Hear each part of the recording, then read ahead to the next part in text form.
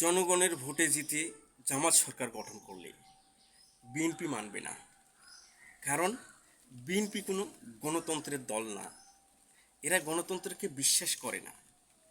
গণতন্ত্র ভোট যদি জামাতকে সরকার গঠন করে তাহলেও এরা বলবে ভোটের মধ্যে কারচুপি ছিল, ভোটের মধ্যে বিভিন্ন সমস্যায় জর্জরিত ছিল।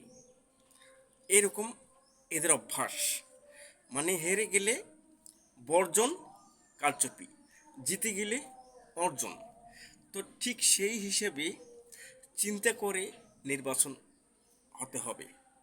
কারণ যদি জামাত সরকার গঠন করে এরা কিন্তু বিভিন্ন রকম মন্তব্য, বিভিন্ন রকম পায়তারা চালাবে, হামলা মামলা থেকে শুরু করে বিভিন্ন রকমভাবে টর্চার শুরু করে দিবে। তার আগেই কিন্তু এই জিনিসটাকে তৈরি করে নিয়ে রেখে দিতে হবে। কারণ এরা হেরে গেলেই বর্জন বা কারচুপি, আর জিতে গেলে বলে অর্জন। তো এই